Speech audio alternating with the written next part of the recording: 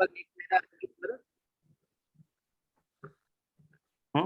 एक महीना का नहीं, एक आई थिंक 15-20 दिन हुआ। हाँ यार लाइट थोड़ा कम है। सो इस प्रभु यस प्रभु ठीक है रहना, ठीक है। हरे कृष्ण। तो हम थोड़ा कीर्तन करेंगे, फिर आज के सेशन चालू करेंगे, ठीक है। यस आज थोड़ा श्लोका कोई रिसाइट कर सकते बिना देख के भी, वो अच्छा रहेगा। हरि बोल।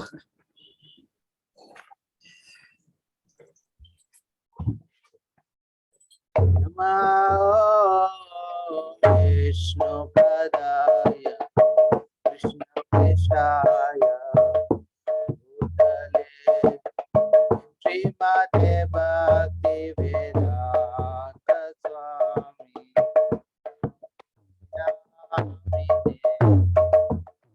नमो विष्णु पदाय कृष्ण कृष्णाय श्रीमते भक्ति वेदांत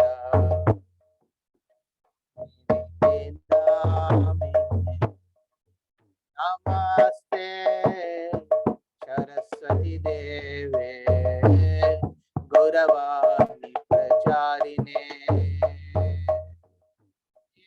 शेषा ज्ञावादी यदेशतारिणे नमस्ते सरस्वती देवे गौरवाणी प्रचारिणे निर्विशेषा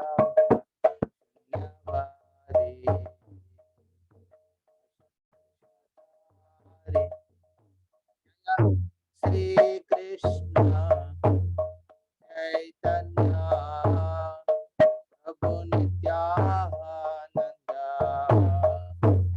श्री अद्वैत गदाधर श्रीवासादि भक्तवृंद। सभी बोलिए कृष्ण चैतन्य प्रभु नित्यानंद श्री अद्वैत गदाधर श्रीवासादि भक्तवृंद। हरे कृष्णा कृष्णा कृष्णा हरे हरे, हरे राम राम हरे हरे। एवरीवन, हरे कृष्णा कृष्णा कृष्णा हरे हरे, हरे Ram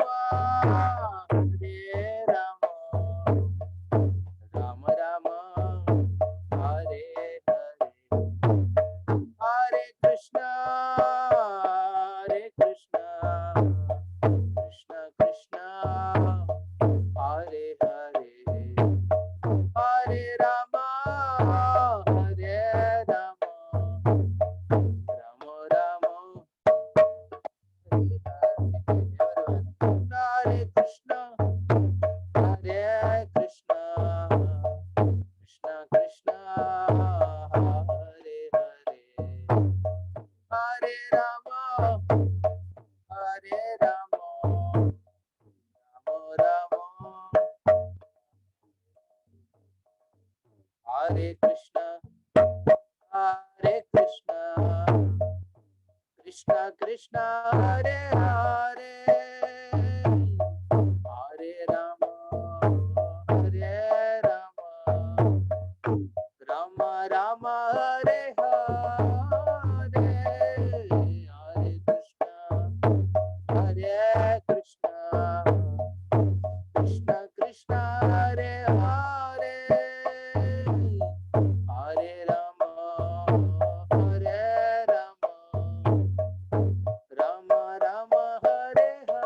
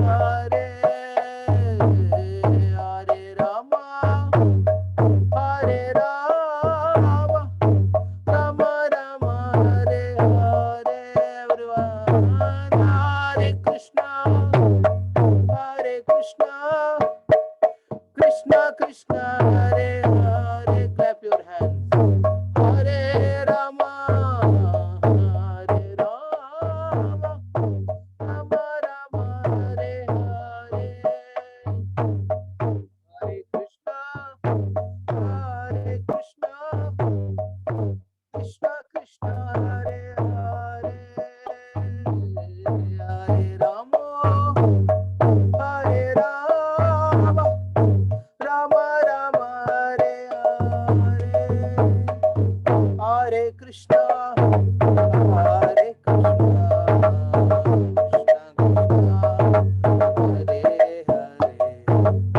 Rama, Hare Rama, Rama Rama,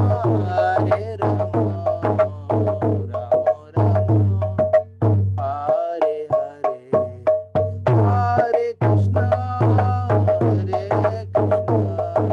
Krishna Krishna, Hare Hare, Hare Rama, Hare Rama, Hare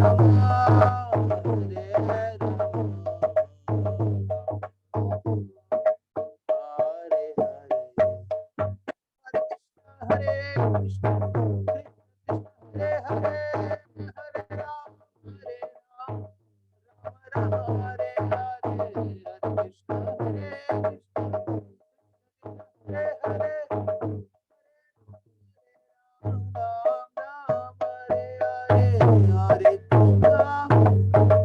Krishna, Hare Krishna, Krishna Krishna, Hare Hare,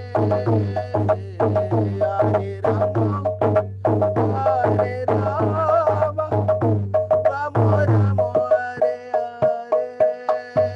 Hare Krishna, Hare Krishna, Krishna Krishna, Hare Hare, Hare Rama, Hare Rama, Rama Rama, Hare Hare, Radha Govinda, Radha Govinda, Radha Govinda, Shri Radhe, Radha Govinda, Radha Govinda, Radha Govinda, Shri Radhe, Jai Jagannath, Jai Jagannath, Jai Balaji,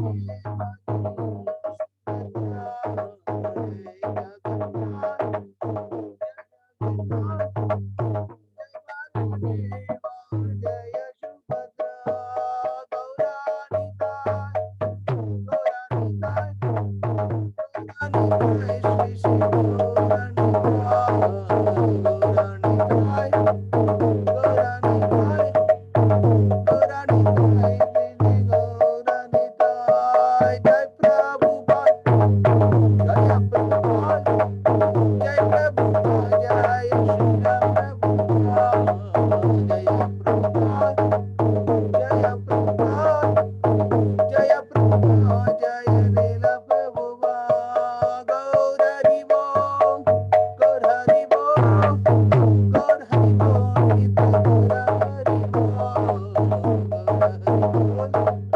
Gaur Hari Bol, Gaur Hari Bol, Nitya Gaur Hari Bol, Hare Krishna, Hare Krishna, Krishna Krishna, Hare Hare, Hare Rama, Hare Rama, Rama Rama, Hare Hare, Hare Krishna, Hare Krishna, Krishna Krishna, Hare Hare, Hare Rama, Hare Rama, Srila हरिनाम संकीर्तन के पतित पावन हरे कृष्ण महामंत्र की निताई गौर प्रेमानंदे। हरि बोल। ओम अज्ञानतिमिरन्धस्य ज्ञानाञ्जनशलाकया चक्षुरुन्मिलितं येन तस्मै श्रीगुरवे नमः। श्रीचैतन्यमनोभीष्टं स्थापितं येन भूतले स्वयं रूप कदा मह्यं ददाति स्वपदान्तिकं। वन्देऽहं श्रीगुरून् श्रीयुतापदकमलं श्रीगुरून् वैष्णवांस च। श्रीरूपं साग्रजातं सहगण रघुनाथान्वितं तं सजीवं साद्वैतं सावधूतं परिजनसहितं कृष्ण चैतन्य देवं श्री राधा कृष्ण पादान् सहगण ललितां श्री नमो ओं विष्णुपादाय कृष्णप्रेष्ठाय भूतले श्रीमते भक्तिवेदांत स्वामिनिति नामिने। नमस्ते सरस्वती देवे गौरवाणी प्रचारिणे निर्विशेष शून्यवादी पाश्चात्य देशतारिणे नमो महावदन्याय कृष्ण प्रेम प्रदायते कृष्णाय कृष्ण चैतन्य नामिने गौरत्से नमः। हे कृष्ण करुणा सिंधु दीनबंधो जगत्पते गोपेश गोपिका कांत राधा कांत नमोस्तुते।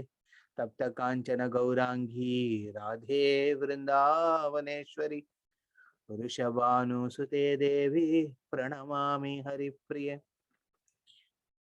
नीलाचल निवासाय नित्याय परमात्मने बलभद्र सुभद्राभ्यं जगन्नाथाय ते नमः। वाञ्छाकल्पतरुभ्यश्च कृपा सिन्धुभयेव च पतितानां पावनेभ्यो वैष्णवेभ्यो नमो नमः। जय श्री कृष्ण चैतन्य प्रभु नित्यानंद श्री अद्वैत गदाधर श्रीवासादि गौर भक्त वृंद। हरे कृष्ण कृष्ण कृष्ण हरे हरे हरे राम राम राम हरे हरे। हरे कृष्ण। आज इस शनिवार की भगवद गीता क्लास में सबको स्वागत करता हूँ। विशेष करके यहाँ पे विभा माता जी भी हैं।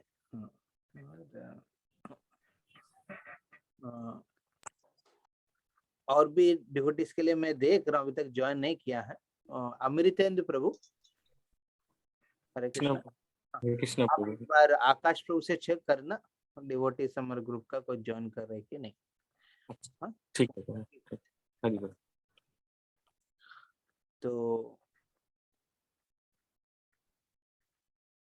ये जो वैष्णव संघ में आना बहुत जरूरी है सब भक्तों को। और विशेष करके ऐसा कोरोना की महामारी जब चल रहे हैं दुनिया में, साथ साथ हमारा परिस्थिति भी इस दुनिया में जब रहते हैं, हर एक प्रकार की पीड़ना में हम महसूस करके आगे चलना पड़ता है। इसलिए जरूरी है भक्त का संग, विशेष करके भक्त का संग को हमेशा हम साथ रख के चलना चाहिए। हम शायद ये बात सुने होंगे,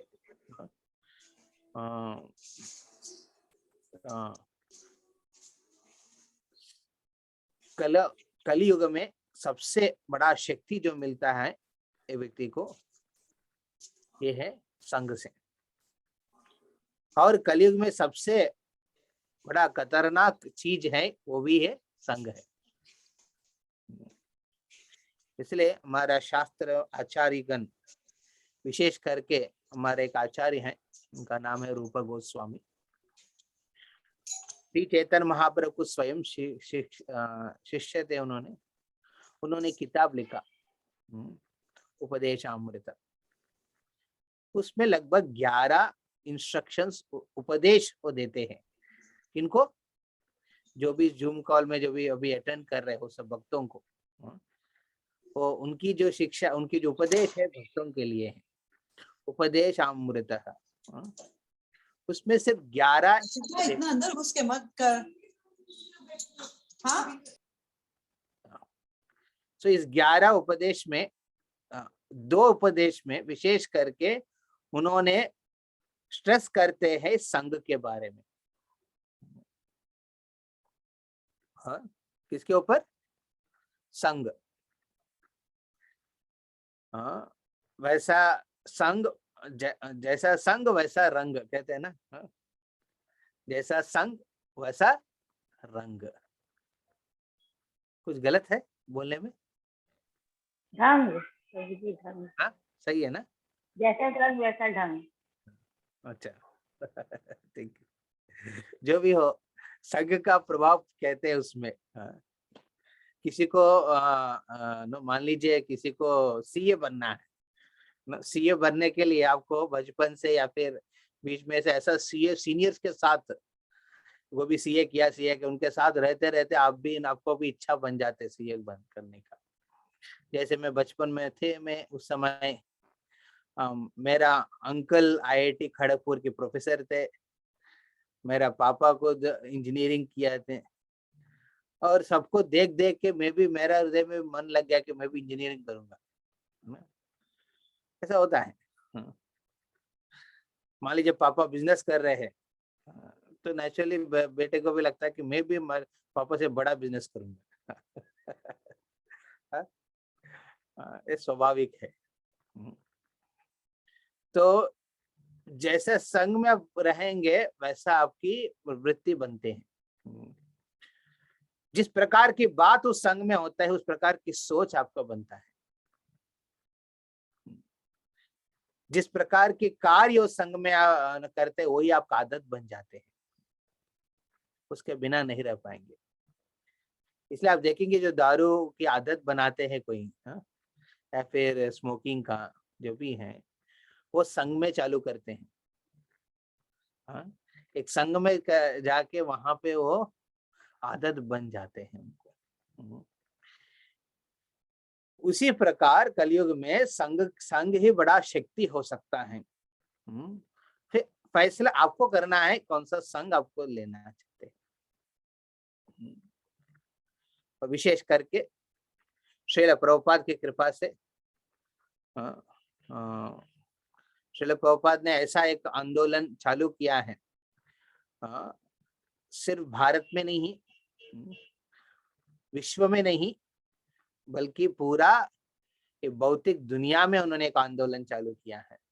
उस आंदोलन के माध्यम से क्या हो रहे हैं, उन्होंने अलग अलग जगह पे उन्होंने संघ की एक अपॉर्चुनिटी बना के रखी। इनके साथ संघ, वैष्णवों के साथ। इसलिए रूप गोस्वामी विशेष करके उपदेशामृत में संघ के बारे में कहते हैं और कहते हैं सबसे उत्साह भक्ति को बढ़ाने वाला चीज है वो है वैष्णव संघ। इसलिए कभी वैष्णव का संग नहीं छोड़ना चाहिए। और सबसे खतरनाक चीज भक्ति को डुबाने के लिए, किसी को भक्ति डुबाना है तो भक्ति में इच्छा पूरा निकालना चाहिए, निकालने का इच्छा है ना, उनको क्या करना है, असत संग करना है। असत संग, भक्तों का संग प्रभु जी। नहीं, किसी को डूबना चाहिए, डूबना चाहते हैं, तो डूबना चाहते तो भक्तों का संग करेगा तो डूब जाएगा। वही मैं कह रहा हूँ, वही रूप गोस्वामी कह रहे हैं, है ना। रूप गोस्वामी कहते हैं असत अवैष्णव, अवैष्णव संग करते हुए क्या होगा, आपका भी सोच अच्छा चले, अरे क्या हो गया यार, ये सब अभी नहीं हो रहे हैं। ऐसा बात तो हमारा भगवत गीता क्लास में होता नहीं है। ये चिंता है क्या चल रहा है अभी बाहर, अरे ऐसा कैसे, पैसा कैसे कमाना है, हमको कैसे डुबाना है, हमको क्या करना है। जस्ट मजाक करने का मौका उस प्रकार तो है नहीं। हम अलग मजाक करते हैं और करेंगे भी हैं, विवाह माता की कृपा से। तो कभी लगता है कि संघ में ऐसा अपॉर्चुनिटी है ना, असत संघ में जाएंगे तो हर प्रकार के सोच विचार आते हैं जो भौतिक दुनिया में साधारण है। ये मत सोचना कि भक्त का संग में ही सोच जो हो रहा है वो बहुत ना वो नया चीज है, नहीं है। एक्चुअली भक्त के संग में जो सोच चल रहा है ना, वो सोच एक्चुअली स्वाभाविक है आध्यात्मिक जगत के हिसाब से। हम जिस जगत से आया है वहां पे यही सब बात चलते हैं जो हम भक्त के संग में करते हैं। कृष्ण कथा कीर्तन, इसी प्रकार भौतिक दुनिया में रह रह के हमारा आदत बन गया है। जब तक गंदी बात नहीं अपने कान में नहीं पड़ता है, नींद नहीं होता है रात को। किसी का निंदा जब तक जीवा से नहीं निकलते हैं, संतृप्ति नहीं बोलता है। भौतिक दुनिया के लोग स्वभाव।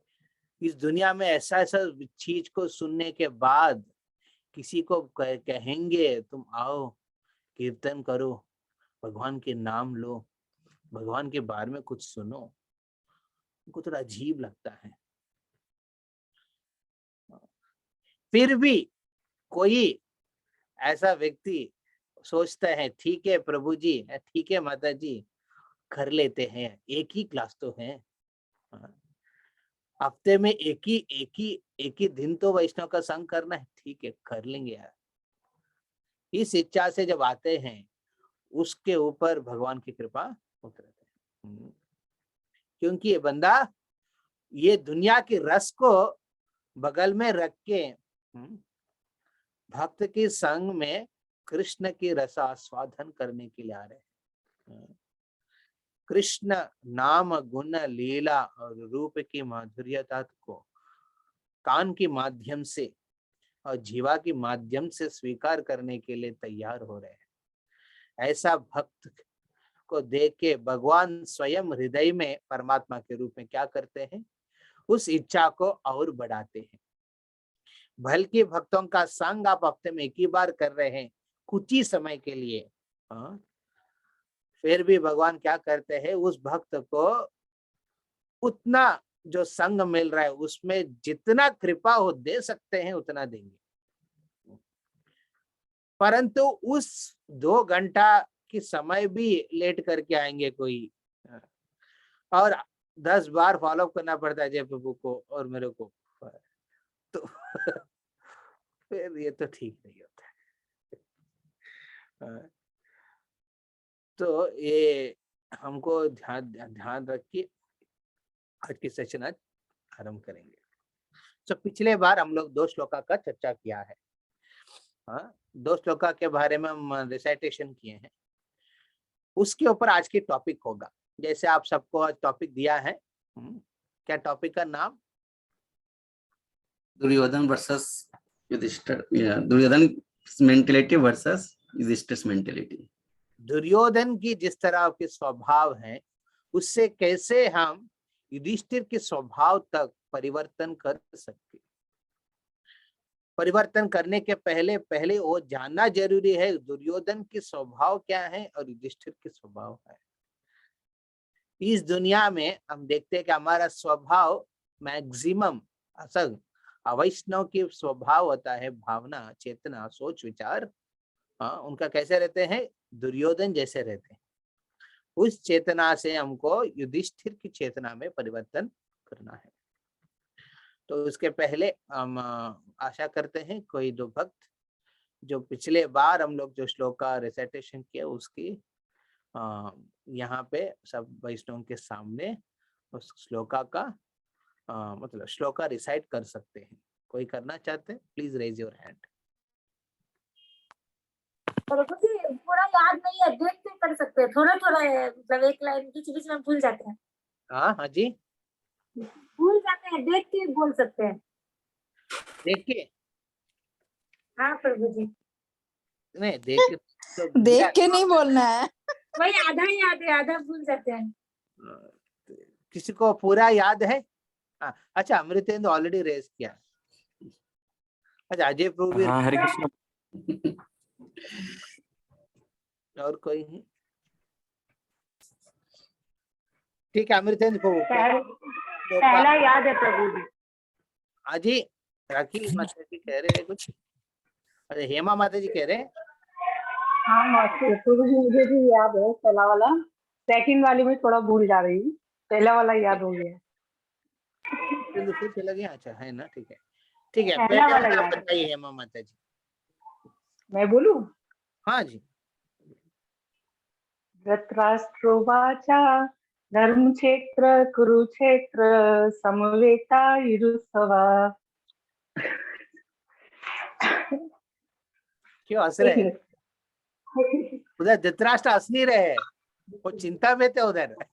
संजय से पूछने के समय वो हंस नहीं रहे हैं। वो चिंता में पूछ रहे हैं क्या होगा, क्या पूछ रहे हैं, क्या बताइए। कुरुक्षेत्रे संवेतायुयुत्सवा मामका पांडवाश्चैव किम अकुर्वत संजय। ये बहुत इम्पोर्टेंट है। किम अकुर्वतः संजय मामका पांडवश्चैव। ये बहुत इम्पोर्टेंट है, वर्ड है, इसी के ऊपर आज का टॉपिक है। और कोई कहना चाहते हैं, रिसाइट करना चाहते हैं? आई थिंक अमृतेंद्र प्रभु ने हाथ उठाया। हाँ, हरे कृष्ण प्रभु, मैं बोलूं? हाँ जी। धृतराष्ट्र उवाच धर्मक्षेत्रे कुरुक्षेत्रे श्रमवेताजुत्सव मामकाः पांडवश्चैव किं कुर्वत संजय। और दूसरा जो था श्लोक वो है कार्पण्य दोषो बहतो स्वभाव इच्छामितं धर्म सम्मूढ़ चेता जश्चेह सन्निश्चितं ब्रूहि तन्मे शिष्यस्तेहं साधिमां तं प्रपन्नम्। गुड। किम अकुर्वत संजय, तो वो उधर बैठ के क्या कर रहे हैं, इसी के ऊपर एक चुका है। तो हम क्या करेंगे आज की सेशन में, एक मेरे को शेयरिंग का अपॉर्चुनिटी है प्रभु, अजय प्रभु, एक स्लाइड दिखाऊंगा। हाँ प्रभु, दे दे रहा हूँ, कर दे रहा हूँ।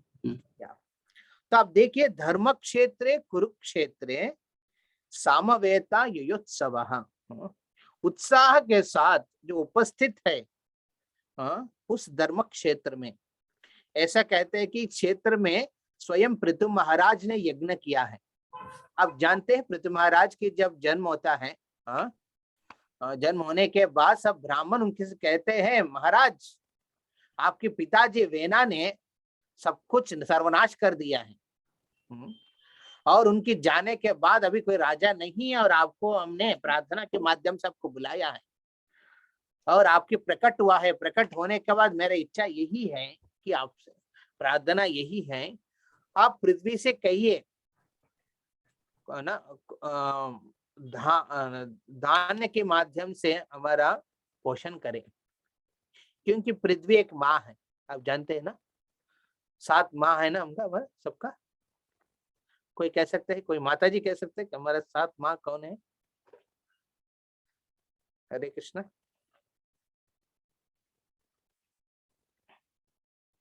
कोई माता जी कहना चाहती हैं? 7 माँ, हमारा 7 मदर्स है। 7 मदर्स है ना? हाँ, 7 मदर्स। अपनी माँ प्रभु, हरे कृष्ण, अपनी हाँ? माँ, हाँ? ओन मदर, हाँ, गौ माता, जननी गाय माँ, वो, और ब्राह्मण पत्नी, हाँ 4, ब्राह्मण, हाँ, और 3 याद नहीं है, गुरु पत्नी, गुरु पत्नी, हाँ, गुरु पत्नी, और जो आया है सर्वेंट मेड, जो दाई माँ, दाई माँ, दाई माँ मतलब जो दाई माँ है ना, दाई माँ, ठीक है, 5 हो गया। और 2 वेद माता, वेदों को माँ से तुलना करते हैं वेद, क्योंकि वेद क्या करते हैं, हमारा पिताजी के पास पहुंचाते हैं। कौन है? भगवान है। और 7th मदर कौन है? पृथ्वी, भूमि, भूदेवी। तो राजमाता भी है ना, ऐसा कहता है कि ना राजमाता। उस प्रकार भूदेवी स्वयं पोषण करना चाहिए जीवों का, परंतु पृथु महाराज ने क्या कहते हैं प्रजा से, ब्राह्मण से, कि अभी अभी मैं आया हूं, थोड़ा मेरे को काम करने दीजिए ना, आने के बाद आप कंप्लेन करते रहेंगे, ऐसा तो कैसे होगा काम, तो पहले कुछ तो करने दीजिए, समय दीजिए मेरे को। तो पृथु महाराज जाके इसी कुरुक्षेत्र की भूमि में यज्ञ करते हैं। यज्ञ करने के बाद फिर देखा कि पृथ्वी ने वापस कुछ देते नहीं है। फिर पृथु महाराज गुस्सा होके उस पृथ्वी के पीछे भागते हैं अपना खड्ग लेके। पूरा पृथ्वी का राजा थे उन्होंने, और पृथ्वी महाराज के शक्ति के सामने भयभीत होके पृथ्वी एक गाय के रूप लेके भागते रहती थी, भाग के चले जाती थी। उसको पकड़ के पृथ्वी महाराज कहते हैं, मैं तुमको कहा कि सबका पोषण करने के लिए, और तुम अपना कर्तव्य को छोड़ के कहाँ भाग रहे? तो पृथ्वी जो अर्थ भूमि है, गाय के रूप में जो है, वो देवी कहती है, राजा आप तो सही कह रहे हैं, बट मेरे को विश्वास नहीं हो रहा है। ऐसा राजाओं के बीच में मेरा जीवन चला, जितना भार पाप की भार बढ़ा है, और अभी आप बोल रहे कि पोषण करने की पता नहीं क्या होगा मेरा। राजा कहते अरे पृथ्वी महाराज कहते हैं भूदेवी आप इतना क्यों चिंता कर रहे हैं, मैं हूं पीछे, मैं संभालूंगा सब चीज। एक तो अपॉर्चुनिटी देना चाहिए ना प्रजाओं को कि मैं पोषण पालन कर सकता हूँ सबको। उसमें आप मदद नहीं करेंगे तो फिर कैसे होगा। जस्ट बिकॉज एक लीडर गरीब है इसका मतलब है कि सब आने वाला लोग भी वैसे ही रहेंगे, ये ठीक नहीं है। तो वैसा कुरुक्षेत्र भूमि जो धर्म की क्षेत्र कहते हैं, वैसा जगह में जो उत्साह के साथ सम्मिलन हुआ है दो लोग, कौन है यहाँ पे धृतराष्ट्र की बुद्धि बाहर आते हैं। वो कहते क्या है, मामका पांडवा, मामका पांडवा, मेरा तुम्हारा, ये मेरा जगह है ये तुम्हारा जगह है, ये मेरा रूम है ये तुम्हारा रूम है। घर पे भी चलता है ऐसा, है ना। ये मेरा मोबाइल है ये तुम्हारा मोबाइल है। ये जो डिफरेंशिएशन करने का जो चीज है, ये है धृतराष्ट्र की चेतना, वही बाप का चेतना है। क्या हुआ, बेटों में भी आ गया, दुर्योधन में भी उसी प्रकार की भावना है। क्योंकि इस संतान के प्राप्त होने के समय जिस प्रकार की चेतना माँ और पिताजी रखते हैं, उसी चेतना बच्चे भी स्वीकार करते हैं। उसी चेतना से जीव उस गर्भ में प्रवेश करते हैं। तो हमेशा गांधारी की चिंता रहती थी, अरे मेरा पुत्र राजा की जो आसन को प्राप्त करना चाहिए, क्योंकि मेरा पति तो नहीं हो पाया क्योंकि उनकी जो अंधे की वजह से धृतराष्ट्र, तो वो चाहते थे उनके पुत्र होना चाहिए। बल्कि क्या हुआ, कुंती ने ऑलरेडी वन में उन्होंने युधिष्ठिर को जन्म दे दिया। युधिष्ठिर का जन्म होने की जो न्यूज जैसे पता चला गांधारी को, वो ईर्ष्या में ईर्षित होके वो क्या किया, अपना गर्भ के ऊपर जोर से मारने लगे।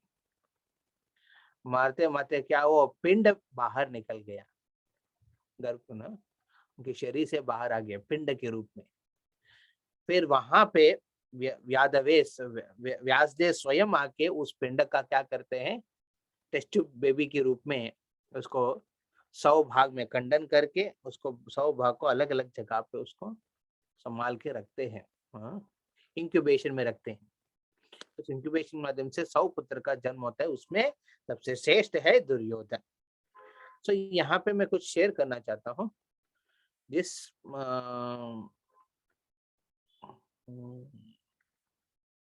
यस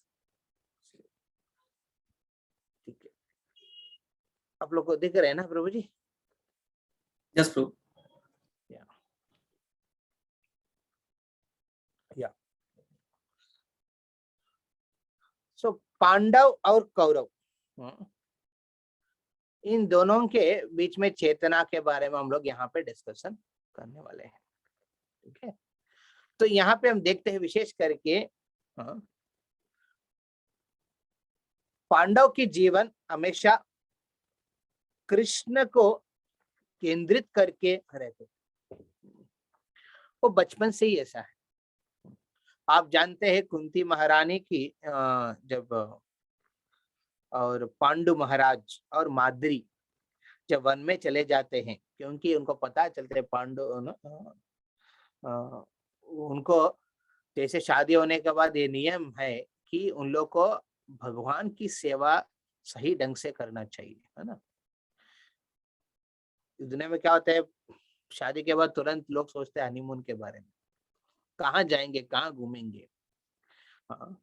शास्त्र के अनुसार शादी के बाद ये सोच विचार कर रखना जरूरी है पति और पत्नी को, किस प्रकार की कार्य धर्म कार्य हमको करना है, जिसमें हम दोनों मिलके भगवान को केंद्रित करके कुछ सेवा करें, या फिर कुछ पूजा करें, कुछ यज्ञ करें, कुछ तपस्या करें। इस प्रकार भगवान को केंद्रित करके जब वो लोग वन में जाते हैं, पांडु माद्री और कुंती, और विशेष करके आप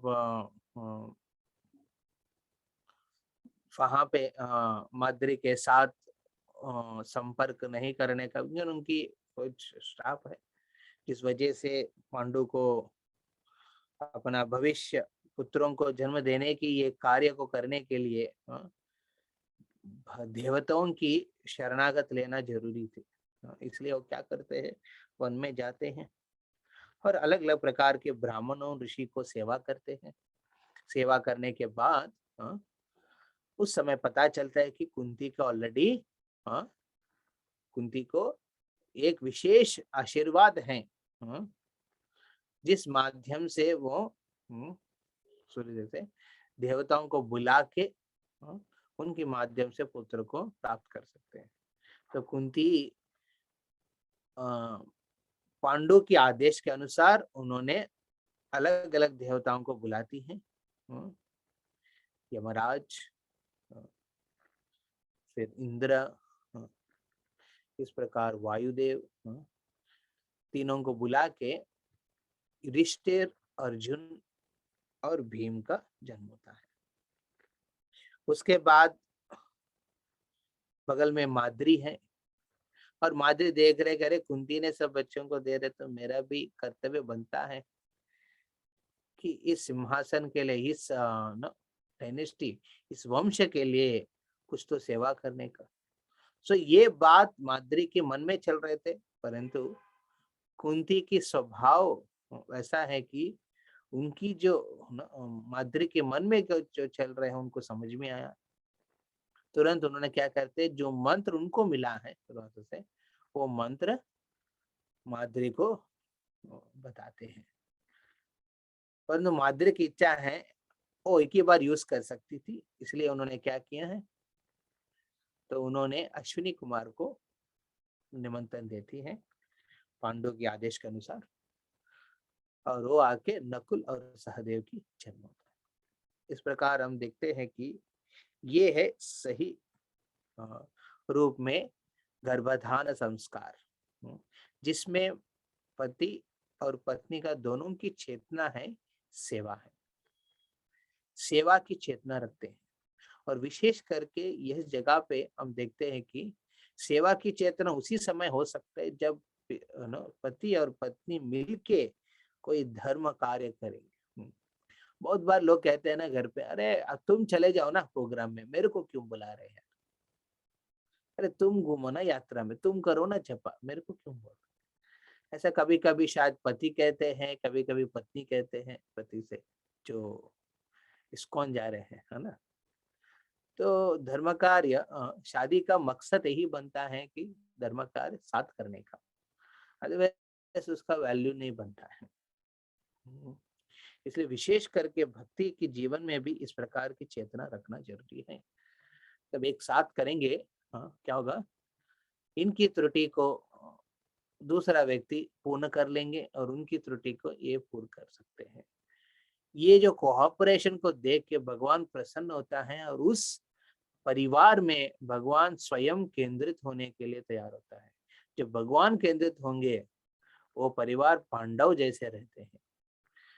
जितना भी उनके जीवन में संकट आया है, कुंती महारानी की प्रार्थना में भागवतम में हम सुनते हैं, अलग अलग के संकट से वो गुजर रहे थे पांडव।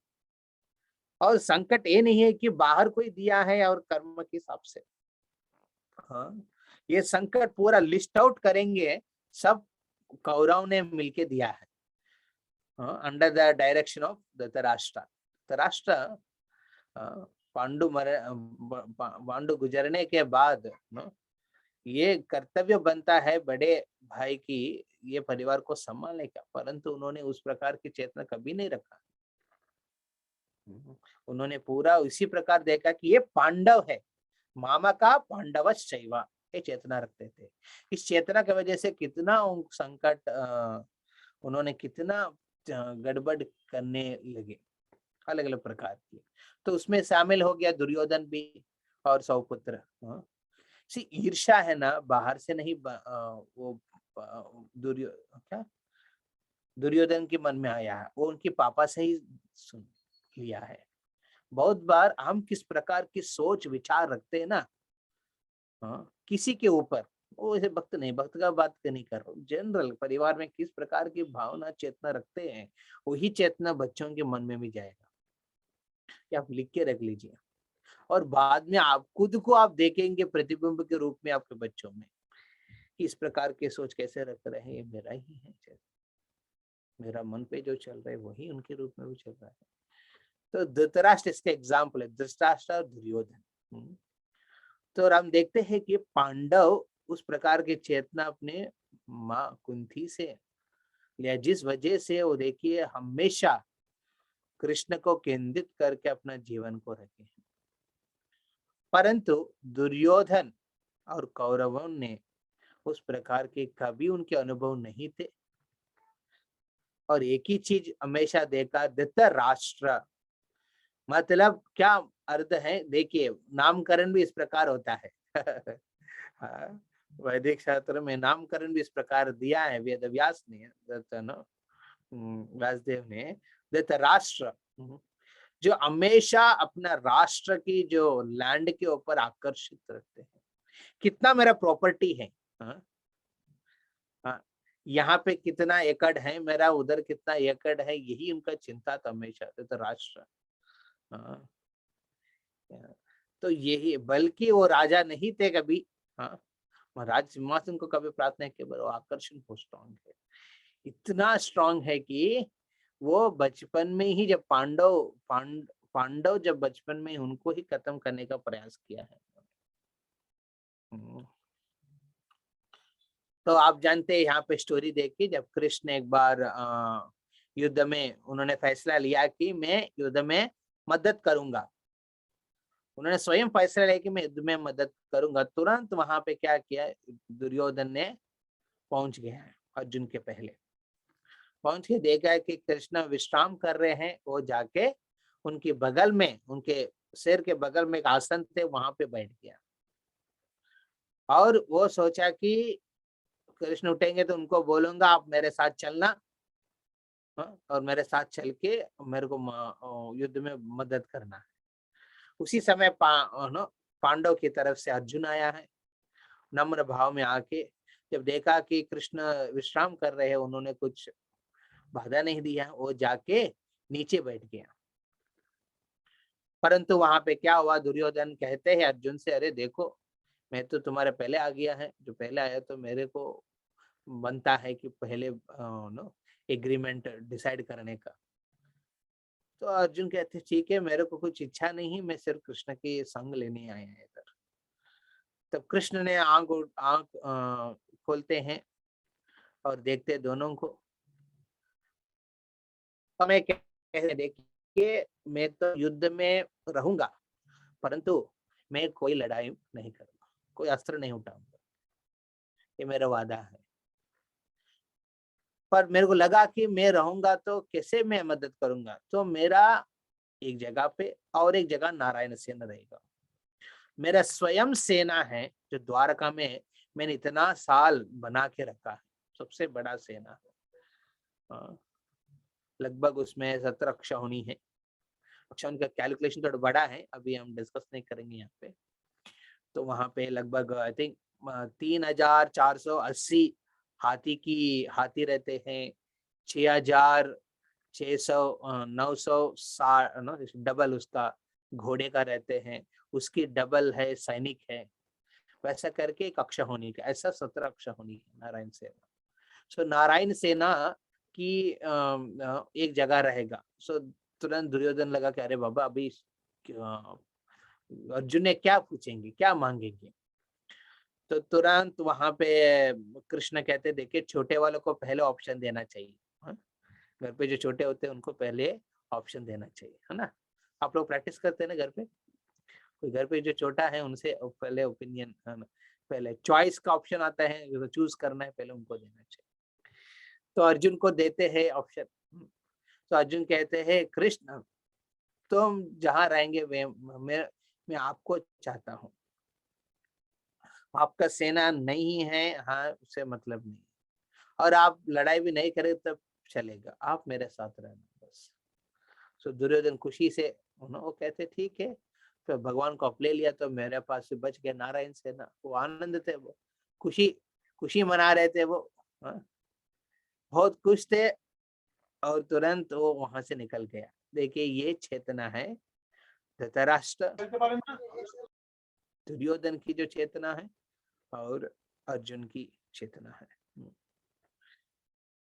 तो दुर्योधन की चेतना में हमेशा भगवान की शक्ति वो चाहते हैं, उसमें भगवान है ही नहीं उससे मतलब नहीं। क्या होता है लक्ष्मी पूजा, जैसे लक्ष्मी पूजा का दिन आता है क्या करते लोग, लक्ष्मी का पूजा करते हैं। जब बात है तो अरे नारायण का भी सेवा करो, लक्ष्मी का पति है वो, अरे वो तो कर लेंगे यार, उसके लिए समय कहाँ है, लक्ष्मी जुगाड़ने में समय चले जा रहे हैं। और लक्ष्मी चंचल है, उसको संभालने में थोड़ा मैनेजमेंट करना पड़ता है, सीओ की मदद लेना पड़ता है। तो इस प्रकार की लक्ष्मी को मैनेज करने में विष्णु का सेवा कहाँ कर पाएंगे। इस प्रकार की चेतना है दुर्योधन की चेतना। जैसे सिर्फ भगवान की शक्ति वो चाहते हैं, भगवान नहीं चाहते, परंतु भक्त को अर्जुना की चेतना जैसे रखना चाहिए। आगे चलते हैं। तो हम अभी 7:25 हुआ, 7:45 तक जाएंगे, उसके बाद और कुछ श्लोक का रिसाइटेशन हम करेंगे। ठीक है, तो जैसे हम पहले बताया था भगवत गीता एक ज्वेल बॉक्स जैसे है।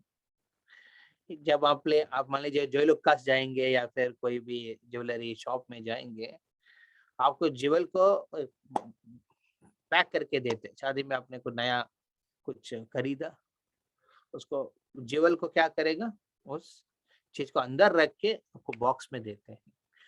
उसी प्रकार भगवत गीता भी एक बॉक्स जैसे है।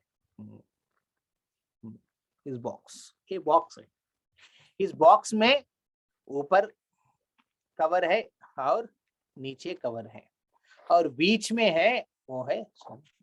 उस प्रकार भगवत गीता के पहले 6 चैप्टर कर्म योग को आधार करके जो कृष्ण ने कहते हैं पूरा विस्तार रूप में, वो ऊपर की कवर है।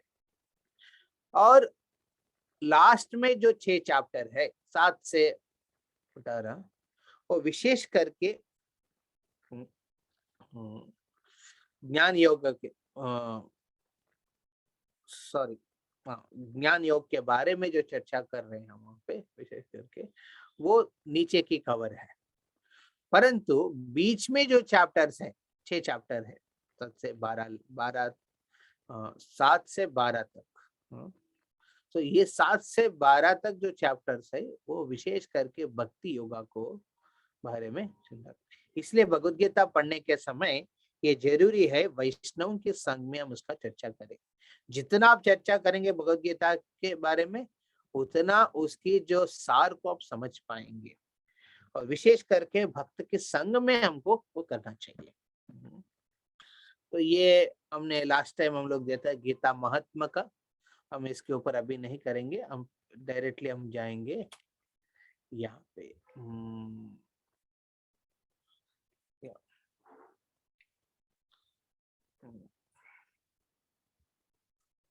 तो ये श्लोका में आप देखेंगे, धर्म क्षेत्रे कुरुक्षेत्रे समवेता युयुत्सवः मामका पांडवश्चैव किम कुर्वत संजय। तो धृतराष्ट्र ने चिंता के साथ वो ये श्लोका कह रहे हैं अर्जुन संजय से। और इस श्लोका करने का 4 कारण है। श्लोका बोलने का, पूछने का, ये प्रश्न पूछने का। मान लीजिए कोई आप बैटल फील्ड क्रिकेट के टूर्नामेंट चालू होने वाले, तो वहां पे लोग इकट्ठा हो गया है, जो बैटिंग करने वाला है खड़ा हो गया है, बॉलिंग करने का जो पूरा ग्रुप टीम रेडी होके रहा उधर। तो फिर लोग अभी क्या होने वाले इधर, क्या क्रिकेट खेलेंगे नहीं खेलेंगे, ये तो बात पूछने का मतलब मूर्ख है, क्योंकि होने वाले अभी ऑलरेडी सब कुछ सेट हुआ है, सब लोग बैठ गया है और खड़ा हुआ है, बॉलिंग वाला बॉलर अभी रेडी है बॉल फेंकने के लिए। तो क्या होगा, है ना, चालू होगा टूर्नामेंट, जो चीजें चालू होगा। बट यहाँ पे धृतराष्ट्र ये पूछ रहे कि उस कुरुक्षेत्र युद्ध भूमि में एक तरफ पांडव है, एक तरफ मेरा बच्चे हैं कौरव, तो ये दोनों मिलके क्या कर रहे हैं अभी। अरे संजय बोलेगा, अरे बाप आप क्या पूछ रहे हैं जी, हाँ, क्या करेंगे? अब युद्ध करेंगे। बट ऐसा प्रश्न पूछने का कारण क्या है? ये 4 चीज है। ये चाहते हैं हाँ, कि मेरा पुत्र कौरव कुरुवंश के पुत्र है। देखिए उसी जगह पे डिवाइड कर दिया उन्होंने। कुरुवंश, पांडव भी कुरुवंश का ही है, बट उनको कभी अपना टाइटल नहीं दिया है। उनको पांडु के पुत्र के रूप में उनको पांडव टाइटल ही दे के रख दिया था। तो कुरुवंश की जो है कौरव, धृतराष्ट्र के पुत्र, वो चाहते हैं कि यही गद्दी को संभाले, राजगद्दी को। वो नहीं चाहते कि पांडव कभी नहीं है। ये इच्छा था। इस इच्छा के साथ वो प्रश्न पूछ रहे हैं। इतना इच्छा है इसलिए बार बार ये प्रश्न पूछ रहे उधर क्या हो रहा है। दूसरा कारण है ये प्रश्न पूछने का, ये क्योंकि वो डाउटफुल है, क्योंकि वो जगह धर्म क्षेत्र है। एक जगह पे आप जाएंगे ना, उस जगह के जगह के एनवायरनमेंट से प्रभावित होते हैं। जैसे आप मान लीजिए, आप एक बार ट्राई कर लीजिए। आप सबसे निवेदन करता हूँ, या महामारी है और भी चीज होते रहेगा, और हम संभाल के अपना जीवन को संभाल के चल रहे हैं, जा रहे हैं। हफ्ते में एक बार ये एक प्लानिंग में रख लीजिए लाइफ में। हफ्ते में एटलीस्ट एक दिन में टेम्पल राधा गोविंद, श्री राधा गोविंद मंदिर जो अल्बर्ट रोड में है, उस मंदिर में एक मॉर्निंग 7:30 बजे के दर्शन करके, गुरु पूजा करके, ब्रेकफास्ट लेके वहां पे भागवतम करके वापस आऊंगा, या फिर ब्रेकफास्ट लेके निकल जाऊंगा, जो भी है।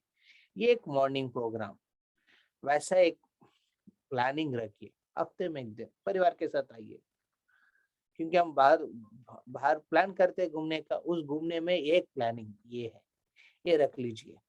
ये कितना परिवर्तन आपके जीवन में लेके आ सकते हैं, मैं अभी एक्सप्लेन नहीं कर सकता। 1 वीक, वन डे भी नहीं है, हाफ डे भी नहीं है, क्वार्टर डे आप दे रहे हैं। इस प्रकार 2 घंटा इस क्लास के लिए आप दे रहे हैं। ऐसा एक पर्टिकुलर टाइम और फिर डे फिक्स करिए। कभी अपने बच्चों के साथ, कभी पति पत्नी, और फिर पेरेंट्स के साथ, जो भी पॉसिबल है। फिर कोई नहीं आ रहा तो अकेला तो आइए, मंदिर में आके मॉर्निंग दर्शन करके प्रसाद लेके जाने का। ये एनवायरनमेंट है ना, आपका मेंटालिटी को पूरा चेंज कर सकता है। तो ये डर था धृतराष्ट्र का। उनकी डर है, अरे ये लोग जाके युद्ध करने कुरुक्षेत्र को चूज किया है, और कुरुक्षेत्र इतना पवित्र तीर्थ स्थल है, वहां पे पृथु महाराज ने यज्ञ किया है धर्म को स्थापन करने के लिए। और मेरा बच्चा तो धर्म की तरफ तो है ही नहीं, अधर्म की तरफ है। क्या होगा? मान लीजिए उस युद्ध भूमि में खड़ा होने के बाद, उस युद्ध भूमि की जो एनवायरनमेंट से पूरा उनके मन ही बदल जाएगा। और उसी समय दुर्योधन ने लेटर निकाल के एग्रीमेंट में थोड़ा चेंज कर देंगे तो क्या होगा? 5 गांव को दे देते पांडव को। ये चिंता से, ये टेंशन से उन्होंने क्या करते हैं, बार बार ये प्रश्न पूछ रहे हैं। He was doubtful। तीसरा कारण है, वो डर रहे थे, क्योंकि ऐसा धर्म क्षेत्र में अधर्मी जैसे मेरे पुत्र का जीत होगा नहीं होगा, ऐसा एक डर से वो बार बार ये प्रश्न पूछ रहे हैं संजय से, क्या कर रहे हैं उस युद्ध भूमि में खड़ा होके। और 14 रीजन, उन्होंने सोचा कि इस धर्म क्षेत्र है, ठीक है, कुरुक्षेत्र एक विशेष, बट यहाँ पे मेरा पुत्र तो मैं बचपन से देख रहा हूँ, मैं कभी कभी डरता हूँ पाप करने के लिए, पर मेरा लड़का कभी डरते नहीं है पाप करने में। कितना लोग का अनुभव है बताइए? जितना हमारा माँ पिताजी डरते तो उतना हम नहीं डरते हैं, और जितना हम डरते हैं हमारे बच्चे उतना नहीं डरते हैं, है ना? क्योंकि ये क्या है, एक डिकेड, इसे ये जनरेशन, हरे कृष्ण प्रभु जी, ये अभी मेंटालिटी ऐसा बन गया है। या जनरेशन गैप है वो। कोई जनरेशन गैप नहीं है, लोग जनरेशन गैप बना दिए हैं, वो ये मेंटालिटी ऐसा है। Whatever suits to me, whatever is convenient, या बस यही कॉन्सेप्ट है। सो ये मतलब डरते नहीं है। धृतराष्ट्र का ये कॉन्फिडेंस था, मेरा लड़का मेरे जैसे डरते नहीं है, वो पाप करने में आगे रहेगा, वो जगह इन्फ्लुएंस ही नहीं कर सकता है। इस आशा से वो पूछ रहे थे क्या कर रहे हैं वो लोग, मेरा जो लड़का है दिखा रहे हैं अपना पूरा स्ट्रेंथ वहां पे। इस इच्छा से वो ये प्रश्न पूछते हैं। इससे पता चल सकते है धृतराष्ट्र के क्या भावना है इस दुनिया में, विशेष करके जब भक्त को की जीवन में, विशेष करके दुनिया में रह के ना, कोलकाता नगर में जिसको गौर किशोर दास बाबा जी महाराज कहते थे ये माया नगर है, कोलकाता नगर को माया नगर कहते हैं।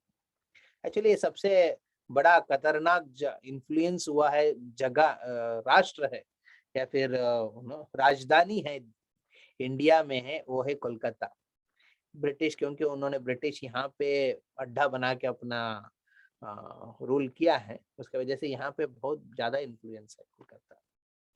तो इसलिए वो कहते हैं कि कोलकाता माया नगरी है, मैं कभी नहीं जाऊंगा उधर। बल्कि उन्होंने अपना शिष्य भक्त सिद्धांत सरस्वती ठाकुर को कहते हैं तुम जाओ उल्टे डंगा में जाओ। उल्टे डंगा में उन्होंने आश्रम चालू करते हैं, उनके आदेश से पहले इस जगह, जिस जगह से वो कहते हैं पूरा कोलकाता नगर माया नगर, तो क्या है वहां पे भक्ति का प्रचार तो करो। तो उस प्रकार भक्त सिद्धांत ठाकुर आके प्रचार करते हैं। इस प्रचार के फल से हम सबको एक ऐसा संत, ऐसा सिद्ध पुरुष, जगत गुरु हम सबको आशीर्वाद के रूप में मिला है, वो है श्रील प्रभुपाद जी। तो ये समझना जरूरी है, ऐसा कोलकाता नगर में रह के जिसमें माया की इन्फ्लुएंस भी ज्यादा है, और वैसा जगह पे जहां भक्ति का जागृत इस्कॉन की जो बर्थ है यहाँ पे हुआ। कृष्ण भावनामृत की जो चेतना आंदोलन को पूरा दुनिया विश्व को देने के लिए तो आंदोलन है इस कोलकाता नगर में चालू हुआ है। वैसा जगह पे आप दोनों की अपॉर्चुनिटीज है, बट फैसला आपको लेना है कि आप चूज करना चाहते हैं। तो आप पांडव की तरफ रहना चाहते हैं या फिर दुर्योधन की तरफ रहना चाहते हैं, फैसला हमारा है। जब तक हम इस चेतना को नहीं समझेंगे, आपका संघ का प्रभाव नहीं, आपका संघ का जो शक्ति समझ नहीं पाएंगे। सो दुर्योधन का संघ भी इस कोलकाता नगर जैसे महानगर में हमको बहुत मिलेगा, और अर्जुन पांडवों के जैसे संघ भी हमको इस कोलकाता नगर में प्रचुर मात्रा में मिलेगा, बट फैसला खुद को करना है। तो हम आगे जाएंगे। ये सब मैंने एक्सप्लेन किया, इसलिए मैं अभी यहाँ पे ये सब जाएंगे। यहाँ पे पिक्चर देखिए, तो कोई कह सकता है कि पिक्चर में क्या दिखा रहे हैं? हरे कृष्ण।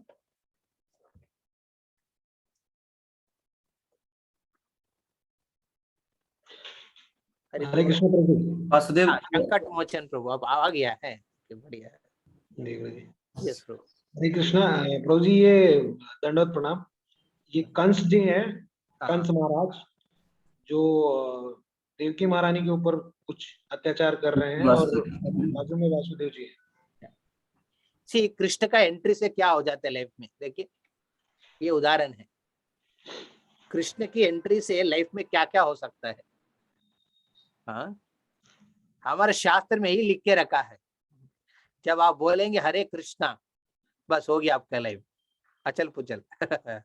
जैसे इस फोटो में देख रहे हैं, बेचारा अभी शादी करके भारत में निकले हैं, और कम से बहुत प्यारे से देवकी को लेके जा रहे थे, परंतु एक आकाशवाणी जिस माध्यम से पहले भगवान की शब्द के माध्यम से यहाँ पे एंट्री हुआ है, हाँ?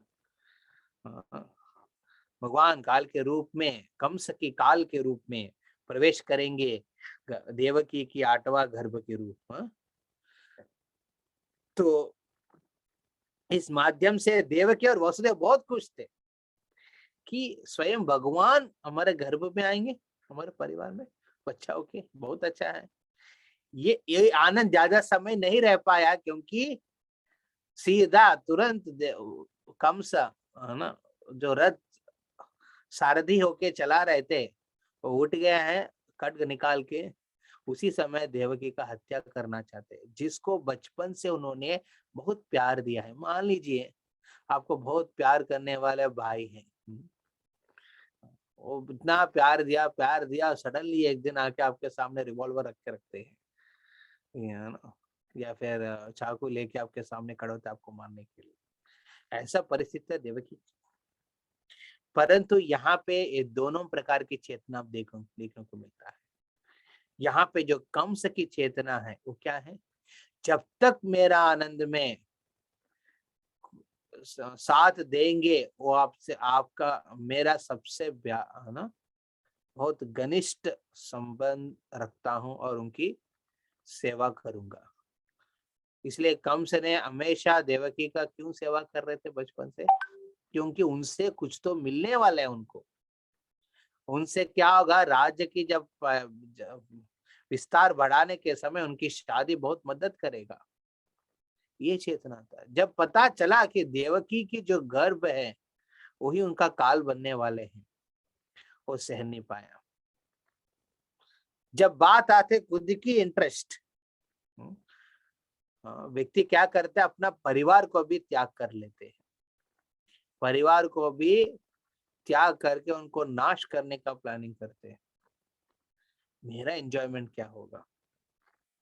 बहुत बार इस प्रकार की कंस चेतना जैसे लोग का क्या होता है विचार, इनके साथ में संधि करूंगा, इनके साथ में ईर्ष्या रखूंगा या फिर एनिमिटी रखूंगा। क्यों? क्योंकि इनसे फायदा है, इनसे बिल्कुल फायदा नहीं है।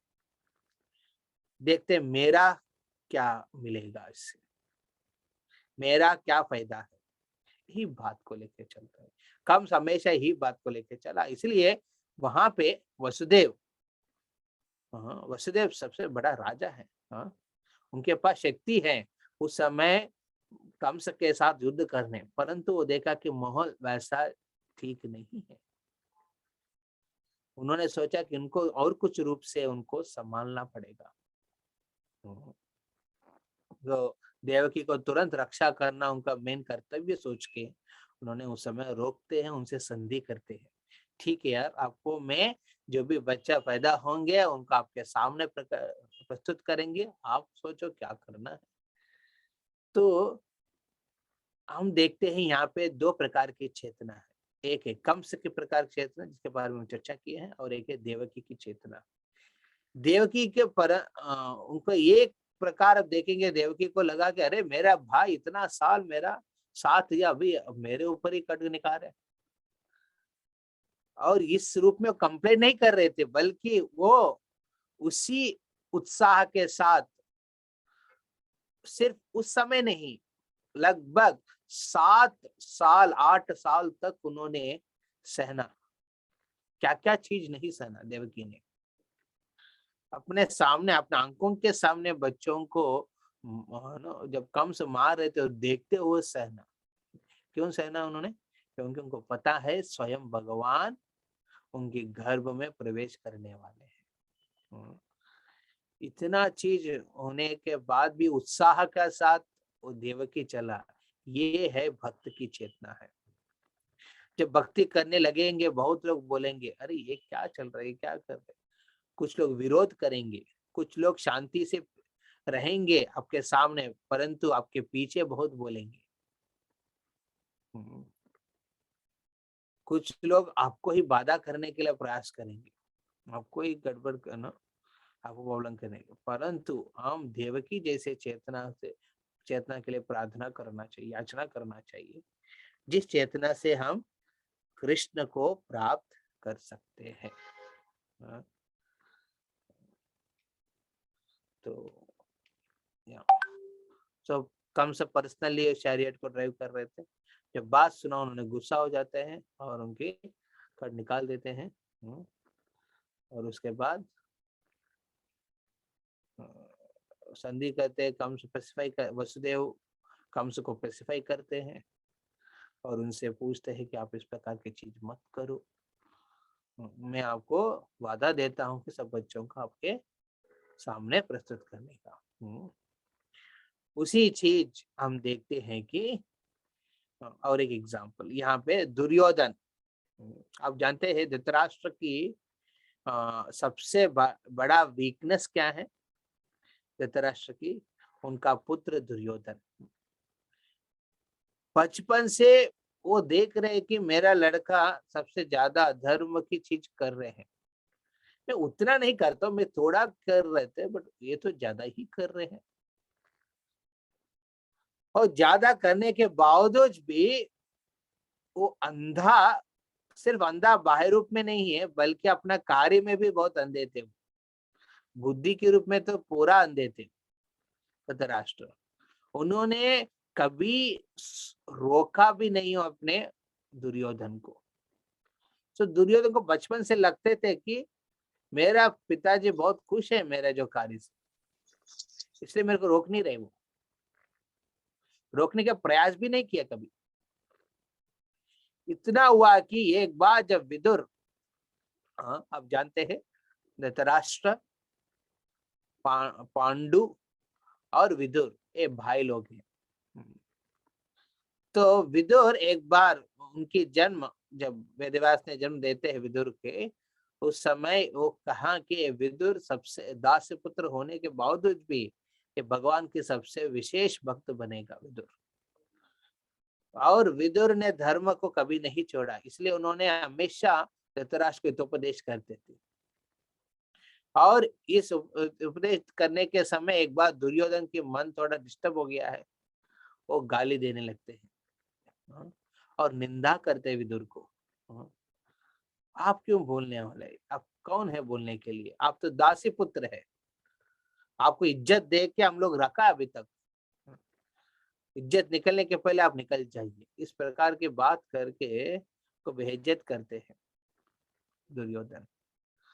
सो दुर्योधन का भी यही मेंटालिटी, अब मेरा जो प्लानिंग में कोई बाधा देंगे, वो मेरा बाप हो, मेरा बड़ा पापा हो, छोटा पापा हो, जो भी है, उनको भी मैं घर से निकाल दूंगा।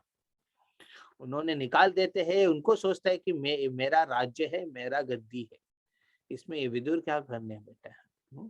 इस प्रकार हम देखते हैं कि दुर्योधन ने कोई भी सत उपदेश को उन्होंने स्वीकार नहीं कर पाया, सुनने के लिए बिल्कुल तैयार नहीं है।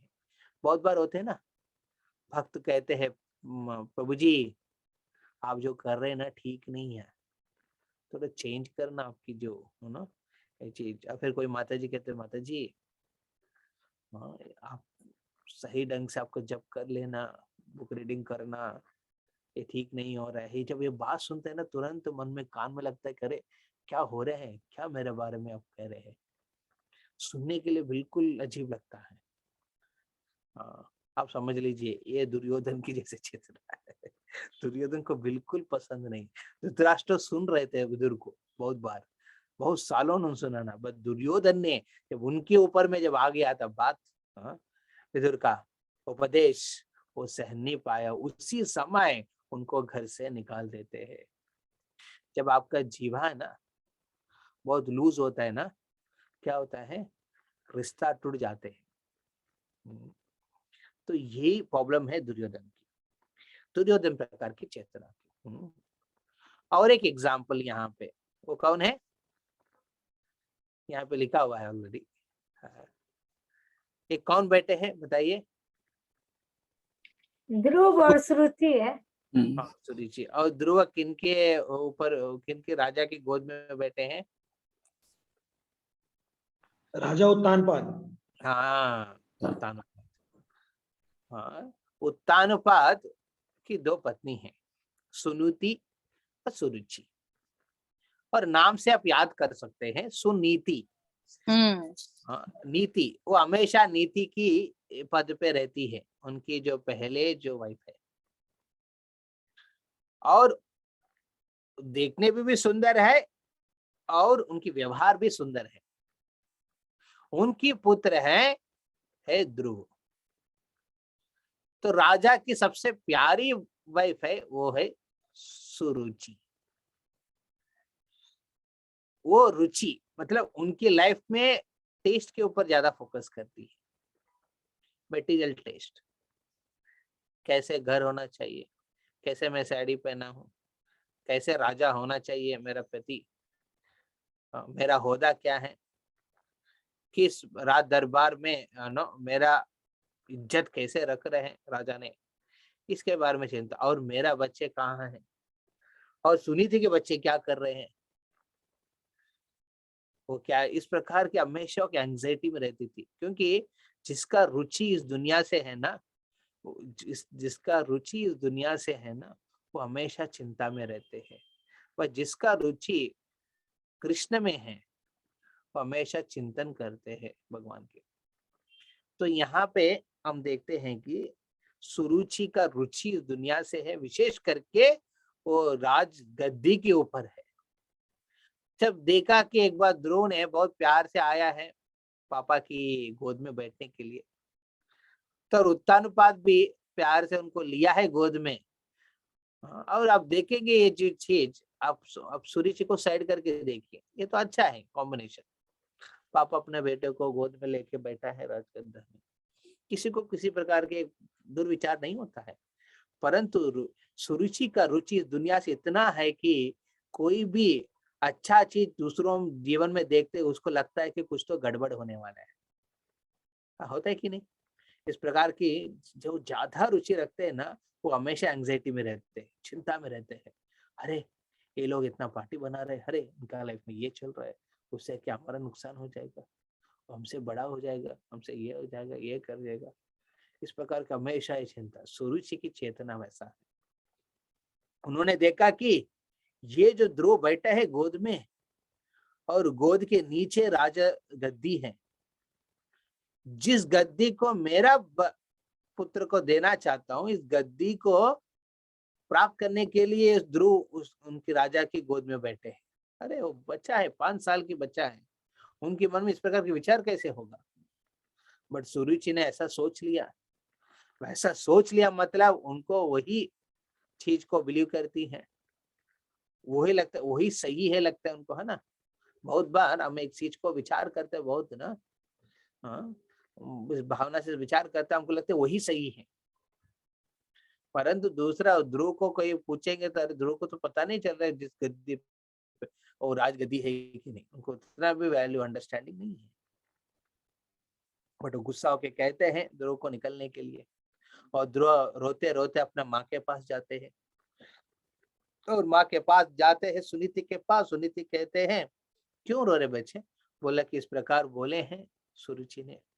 तो सुनीति ने धर्म को कभी नहीं छोड़े, और धर्म नहीं छोड़ने का कारण है उनकी विष्णु के प्रति प्रेम और भक्ति, निष्ठा बहुत ज्यादा है। उसके वजह से कभी धर्म को नहीं छोड़े। उन्होंने नहीं कहा अरे वो भी गुस्सा किया तुम भी गुस्सा करना, ऐसा कभी नहीं सिखाया बच्चों को सुनीति ने। सुनीति ने ध्रुव को कहते हैं अरे किसी का ऊपर द्वेष मत करो, ये पहले इंस्ट्रक्शन है उनको दिया। अब देखिए ध्रुव को कहते हैं तुम कभी सुनीति के प्रति ईर्ष्या मत रखना। कभी होता है ना ऐसा, कुछ गुस्सा हो गया कोई आपके ऊपर, आप क्या करते, ईर्ष्या कर लेते हैं। इनको भी मैं देखूंगा एक दिन ऐसा आएगा, एक दिन इनको भी मैं नीचे देखूंगा। ज्यादा मूवी इसी के ऊपर बनते हैं ना, जो भी वेब सीरीज हो, कोई भी मूवीज हो, वो सब उसी के ऊपर बनता है। रिवेंज के ऊपर बनता है। सो सुनीति पहले चीज करती है याचना ध्रुव से, कभी ईर्ष्या मत रखना, किसी के प्रति द्वेष नहीं करना चाहिए। और सुरुचि जो कह रहे हो ठीक है, तुमको एक्चुअली वन में जाके भगवान से प्रार्थना करना चाहिए। हाँ, हाँ, और बोलते भगवान कौन है? बोलते विष्णु है, जो ऐसा प्रेम आपकी आपको और कोई नहीं देख सकते हैं, माँ भी नहीं उतना नहीं दे सकती जितना प्रेम विष्णु दे सकते हैं। ऐसा एक इंस्पिरेशन ध्रुव की मन में दिया है उनकी माँ सुनीति ने। इसलिए ध्रुव जाके एक महाभक्त बनता है भगवान की। इससे हम बता सकते हैं कि सुरुचि की चेतना क्या है और सुनीति की चेतना क्या है। जस्ट बिकॉज somebody आपके जीवन में इनजस्टिस किया है, इसका मतलब ये नहीं है कि आप भी इनजस्टिस करेंगे। इस प्रकार हम इस चेतना को बदलना चाहिए। और ये कई क्या है, हम लोग उसको बाद में हम चर्चा करें। तो हमारा रामायण में आएगा, उसमें बाद में चर्चा करेंगे। तो आप जानते हैं युधिष्ठिर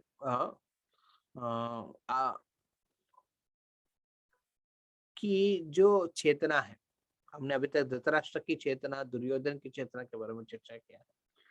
हम एक बार युधिष्ठिर की चेतना की कौन से देखेंगे। युधिष्ठिर की चेतना, वैष्णव की चेतना युधिष्ठिर के जैसे होना चाहिए। आप जानते हैं एक बार एक यक्ष के रूप में पानी में रहते हैं एक यक्ष ना, उस जगह पे नकुल सहदेव सब लोग जाके पानी पीने जाते, एक एक करके जाते हैं, कोई वापस नहीं आते हैं। तो देखा कि जब युधिष्ठिर जाते हैं उस जगह पे, हम लोग शायद ये पढ़ता है उस जगह पे, हम लोग एक बार गए थे इस जगह पे, बहुत सुंदर जगह है, चित्रकूट की उस तरफ। चित्रकूट या नहीं, चित्रकूट नहीं, यूपी में किधर तो पड़ता है जगह पे। तो वहां पे युधिष्ठिर ने जाके यक्ष से पूछते हैं, ये क्या परिस्थिति पड़ा है मेरे सामने, सब मेरा 4 भाई मर के नीचे पड़ा है, क्या हो गया। तो यक्ष कहते हैं ये लोग मेरा बिना मेरा परमिशन बिना पानी पीने लगे, इसलिए उनको मैं किया। तो उस समय यक्ष पूछते हैं कि युधिष्ठिर पूछते हैं कि हमको क्या करना है। यक्ष पूछते हैं कि मेरा प्रश्न का उत्तर दो, मैं संतुष्ट होंगे तो जरूर आपके भाई को वापस लौट के देंगे। तो सब प्रश्न पूछते हैं, अलग अलग प्रश्न, उसके आंसर देते हैं और यक्ष बहुत प्रसन्न हो जाते हैं। प्रसन्न होने के बाद कहते हैं कि पूछो पहले आपको किसको चाहते हैं आप। तुरंत उन्होंने कहते हैं युधिष्ठिर ने, मेरे को नकुल या फिर सहदेव को आप जिंदा करके वापस दीजिए। तो यक्ष पूछते हैं युधिष्ठिर, आप तो अभी वन में हैं और इस वनवास में आप रह रहे हैं, उसके बाद आप बाद में जाके युद्ध करने वाले, उस आपको तो राजा की रूप सोचेंगे तो आपको ये जरूरी है युधिष्ठिर, भीम या फिर अर्जुन को आपके साथ लेना चलना चाहिए। आप नकुल या सहदेव को क्यों पूछ रहे हैं। वो कहते हैं जब माद्री इस दुनिया को छोड़ के जा रहे थे, किनके साथ, पांडु के साथ, कुंती ने वादा दिया है कि आपके बच्चों को मैं संरक्षण करूंगा, नकुल और सहदेव को। अभी मेरा मुंह मेरा माँ को नहीं दिखा सकता हूं जब तक मैं नकुल या फिर सहदेव को, जो माद्री के पुत्र को मेरे साथ लेके नहीं चलेंगे। ये उनकी जो चेतना है, सोच विचार है, ये देख के यक्ष इतना खुश हो जाते हैं, सबको जिंदा करके वापस दे देते हैं युधिष्ठिर को। ये है वेरी एक्सॉल्टेड चेतना है जो युधिष्ठिर महाराज की। तो आप ये भी देखते हैं युधिष्ठिर महाराज जब गंधर्व आके दुर्योधन और उनकी जो सेना को सबको पकड़ के बंदी कर देते हैं, भीम बहुत खुश हो जाते हैं, परंतु युधिष्ठिर ने कहते हैं कि देखिए, हम जब हमारे बीच में कुछ हो सकता है, वहां उस समय वो लोग 100 लोग हैं, हम लोग 5 है, पर जब बाहर से कोई आएगा बाधा करने, हम 105 है। इस प्रकार के कोऑपरेशन स्पिरिट रखते थे युधिष्ठिर महाराज ने। सो उन्होंने अर्जुन को कहते हैं कि आप जाके दुर्योधन को उस बंदी से विमुक्त करो, हाँ, गंधर्व के बंदी से।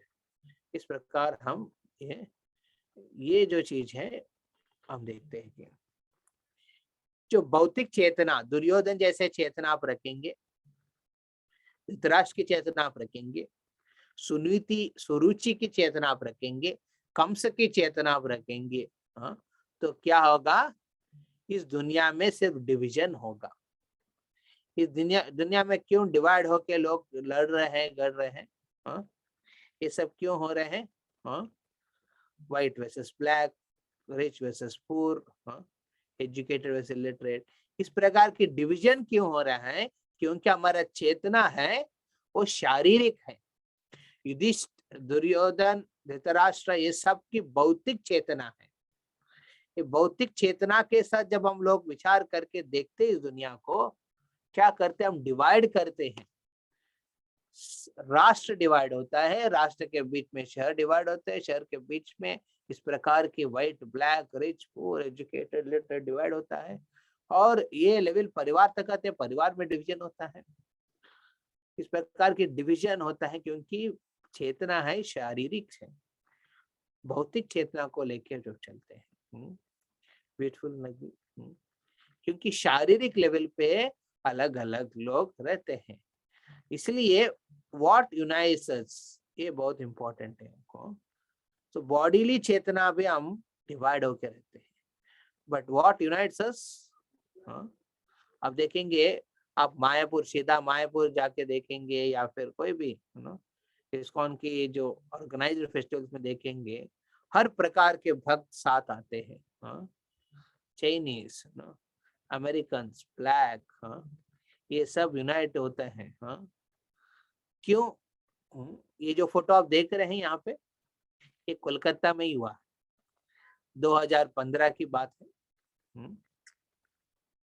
ये जो फोटो है 2015, 50 एनिवर्सरी है।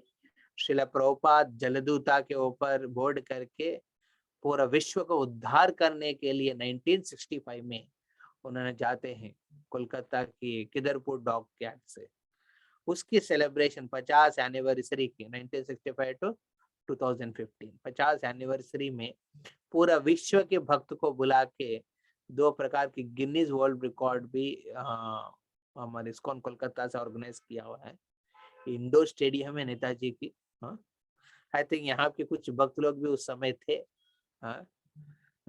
इस प्रोग्राम में बहुत सुंदर हुआ है। तो what unites us is Krishna. जब आध्यात्मिक चेतना आप रखेंगे कृष्ण को केंद्रित करके,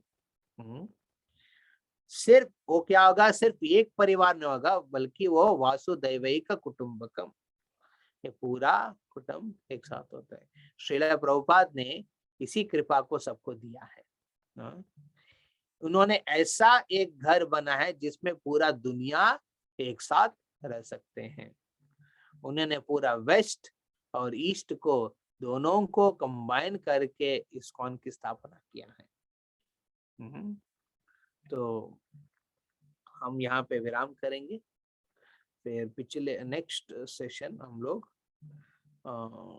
और एक टॉपिक को लेके चलेंगे। यह भगवत गीता की जो पहले श्लोका है, मामका पांडवश्चैव किम अकुर्वत संजयः, उस हिसाब से यहाँ पे डिस्कशन हुआ है। तो या किसी का कुछ प्रश्न है? नहीं तो हम लोग 2 श्लोका रिसाइटेशन करेंगे यहाँ पे, ओके ना अजय प्रभु? यस प्रभु जी। किसी का कुछ प्रश्न है, कुछ कमेंट है? हरे कृष्णा प्रभु जी। हाँ प्रियंका, यस माताजी बोलिए। हाँ प्रभु जी बोल रहे थे वो जो माता जी का सुनीति माता जी और सुरुचि माता जी का, तो सुनीति माता जी का जो बेटे थे वो 2 पुत्र थे और सुरुचि माता जी का कोई मतलब पुत्र नहीं थे। हाँ उत्तम, उनका नाम है उत्तम। अच्छा अच्छा,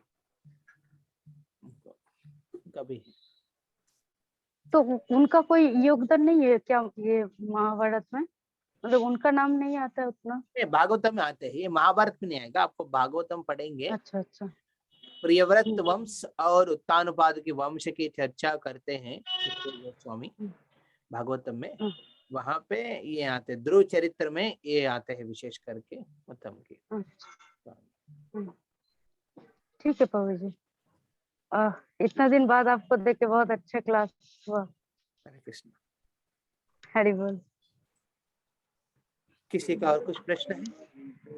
नहीं तो हम श्लोका लेंगे, 2 श्लोका तो कर लेंगे, है ना?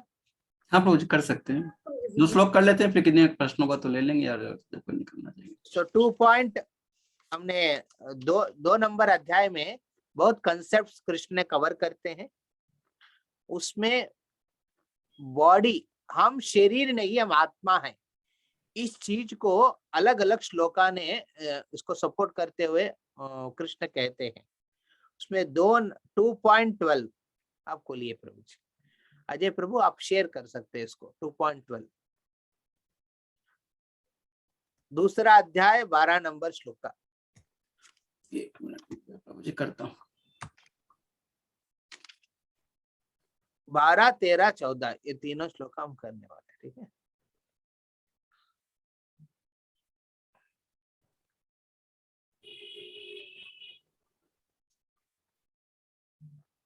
अच्छा, इसके पहले एक अनाउंसमेंट करना चाहता हूँ विशेष करके। ये अपॉर्चुनिटी सिर्फ और सिर्फ हमारा भांगूर भक्त वृक्ष ग्रुप के लिए है, और मैं विभा माता जी की परमिशन लेके ये अनाउंसमेंट कर रहा हूँ। तो आने वाला फरवरी 13 तारीख, आप लोग अपना कैलेंडर में अभी पिन करके रख लीजिए, नोट करके। ये बहुत इम्पोर्टेंट है। वैष्णव का संग जितना हम लेंगे उतना अच्छा है। ऐसा एक अपॉर्चुनिटी अनोख हो भाई, और इसमें मजा भी होगा, मस्ती भी होगा। जैसे हम पहले कह रहे थे क्लास में, वैष्णव के संग में भी आप बहुत जानो। प्रभुपाद कहते थे कि सबसे बड़ा सेंस ग्रेटिफिकेशन भक्त करते हैं। हाँ, इस दुनिया में सबसे बड़ा सेंस ग्रेटिफिकेशन भक्त करते हैं। हाँ? तो ऐसा अपॉर्चुनिटी हमको वैष्णव परिवार ने दे रहे हैं। 13 फरवरी, ये नोट कर लीजिए, 13 फरवरी। 14 फरवरी को नित्यानंद त्रयोदशी है, जिसको बाहर में वैलेंटाइन डे के रूप में मनाते हैं लोग। उसके पहले 13 संडे को हो रहे हैं, 13 फरवरी। उस दिन हम लोग सुबह से लेके शाम तक एक सुंदर पिकनिक का आयोजन किया है विभा माता जी ने। उसमें सबको आना है। क्या शेड्यूल होगा, इवेंट कैसे रहेगा, कहाँ से हम लोग निकलेंगे, वो सब आपको बाद में बताएंगे। बट उस दिन हम रिक्वेस्ट करते हैं पूरा यहाँ पे जो विभा माता जी, जयपुरदार प्रभु की तरफ से भी सबको रिक्वेस्ट कर रहे हैं, स्पेशली सैटरडे बैच जाएंगी और Sunday batch, I think Vibha माता जी की जो संडे बैच है। हाँ प्रभु जी, हम लोग का जो सैटरडे और संडे का दोनों क्लास है, वो दोनों क्लास के लिए है एक स्पिरिचुअल पिकनिक टाइप का। तो वो अभी एक मोटा मोटी बात किए हैं हम वैदिक में। तो वो कल तक कंफर्म कर देगा संडे तक। तो वैदिक विलेज में, हाँ वैदिक विलेज में किए हैं। उसमें मेरे भाई का बंगलो है। तो उसमें क्या इनसाइड में करने से कोई वो मतलब साउंड वाउंड का कोई प्रॉब्लम नहीं है। बढ़िया है। हरि बोल। तो हॉल में अपने कर सकते हैं। तो वो ही अपने को पहले थोड़ा देखना पड़ेगा। तो हम रिक्वेस्ट करते हैं सब भक्तों को अपना परिवार के साथ, हाँ विद फैमिली फ्रेंड्स बच्चे लोग को। और ये ना सब पहले हम लोग को बता देंगे। हम और अजय प्रभु कल थोड़ा बात कर लेंगे। तो हम लोग को पहले बता देंगे ना, तो हम लोग थोड़ा सा सेग्रीगेट कर सकेंगे उसी हिसाब से। एंड सबसे इम्पोर्टेंट है, नहीं बताने से प्रसादम बहुत इशू हो जाएगा वहां पे। क्योंकि प्रसादम तो सब अपने पास यहाँ से जाएगा, वहां से तो अपने कुछ भी नहीं खा पाएंगे वहां के होटल से। तो इसीलिए सब इसको पहले हेड्स, नंबर ऑफ हेड्स जरूर कंफर्म कर देंगे। जैसे ही हम लोग डिटेल्स डालेंगे, वो हम लोग देखते हैं, कल अपने तीनों एक बार बात कर लेंगे तो शायद डाल पाएंगे। कल नहीं डाल पाएंगे, 1-2 दिन बाद। मंडे कर ले, मंडे ट्यूसडे पहले, कल अपने जचा लेते हैं पहले। हाँ कल अपने जचा लेते हैं। मोटा मोटे अभी बात हुआ है, संडे को हम बोल दिए हैं खाली रखने। तो ये फायदा उठाने का रिक्वेस्ट है। और प्लीज बी रिस्पॉन्सिबल। सब भक्तों से यही निवेदन है, रिस्पॉन्सिबली जो भी मैनेज कर रहे हैं भक्त, अजय प्रभु और विभा माता जी, उनको अपनी इंफॉर्मेशन सही ढंग से पहले देंगे, उतना फैसिलिटेशन हो पाएगा। ये नहीं होना चाहिए कि लास्ट तक खींच के रखा है। सो नहीं, हमको खींचना है लोग को, हम ऐसे जगह नहीं रह रहे कि हमको खींच रहे लोग। हमको खींचना है, अपने परिवार को खींच के लेकर चलना है। तो क्या होगा, वो लोग आएंगे, देखेंगे भक्त के संग में, है ना, ये सब चीज हो रहा है, फिर उससे उनका भी एक भक्ति में आगे बढ़ेगा, है कि नहीं? सब एग्री करते हैं ना? हरे कृष्णा, हरे कृष्णा। हाँ प्रभु जी। हरे कृष्ण। हाँ प्रभु जी, हरे कृष्ण प्रभु जी। नाम हाँ प्रभु जी, हरे कृष्ण, दंडवत प्रणाम प्रभु जी। सो सबसे रिक्वेस्ट है, please finalize it so that count के हिसाब से कितना लोग आपके परिवार से जाने वाले हैं और कितना रिटर्न करेंगे। 13 फरवरी नोट करके रखिए। हरे कृष्णा। तो मैं रीना माता जी, कल एक बार आप भी हम लोग को ज्वाइन कीजिएगा ना, तो अपने थोड़ा प्रोग्राम ठीक से थोड़ा फन भी कर सकेंगे जब अपने ये प्रोग्राम अरेंज करेंगे। रीना माता जी, हाँ भी माता जी। हम श्लोका करें, एक श्लोक कर लेते हैं प्रभु, एक या दो, 8-10 तो हो गया है। एक श्लोक कर लेंगे, ठीक है? ओके, ये नत, ओके, ये थोड़ा श्लोक का रिसाइटेशन में यहाँ पे नत्वेवाहम, ओके, नत्वेवाहम एक शब्द पूरा एक बार आएगा, ओके।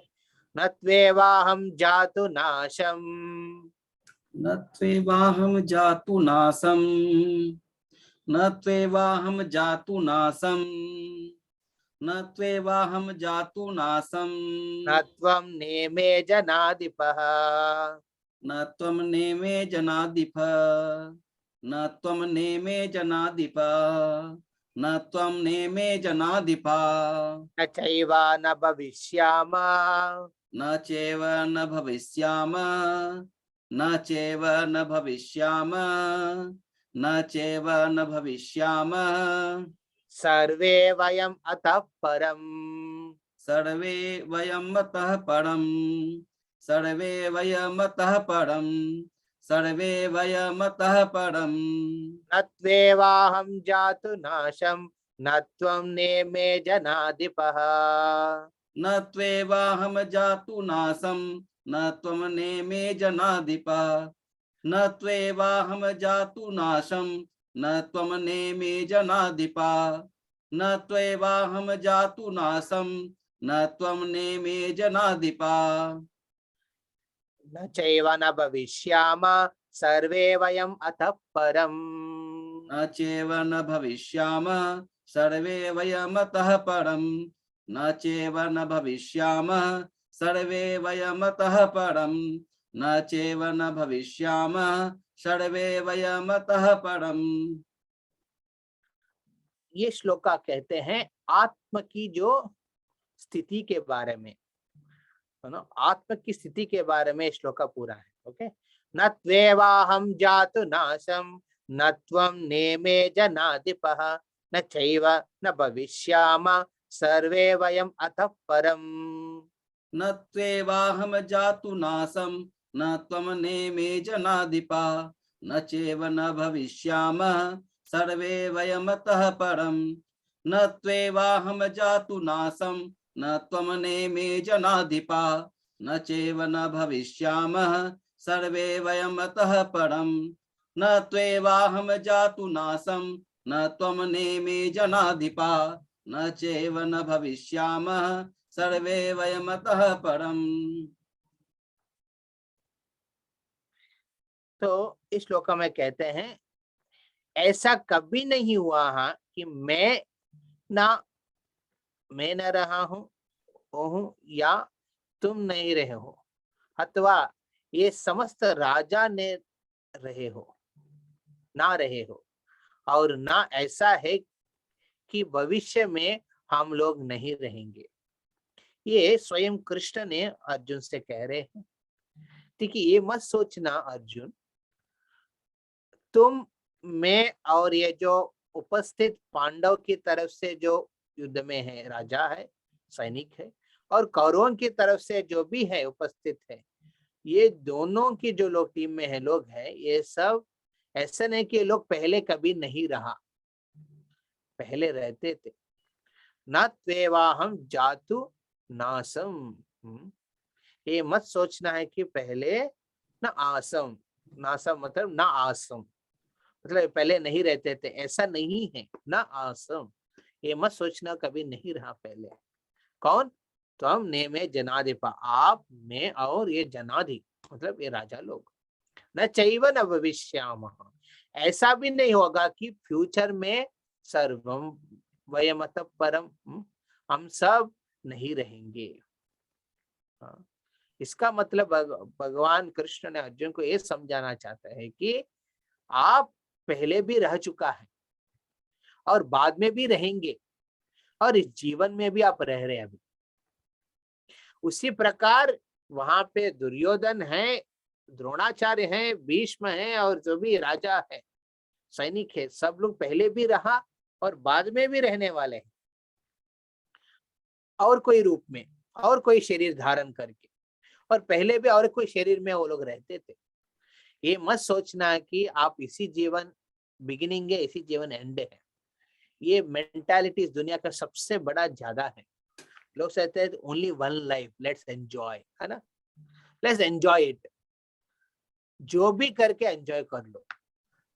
क्या देखा है पाप क्या होता है? ठीक है, मारो, जितना एनिमल्स को मारने मार के खाओ, पेट में डालो। क्यों? कौन देखा है पाप क्या होता है, नरक क्या होता है? यही जीवन अंत है, बस बिगिनिंग है, एंड है, जस्ट एंजॉय। धर्म क्या है, क्या रिलीजन है, किसके साथ संबंध रखने रखो यार, एक जानवर जैसे रहो। Bring out the beast in you, है ना।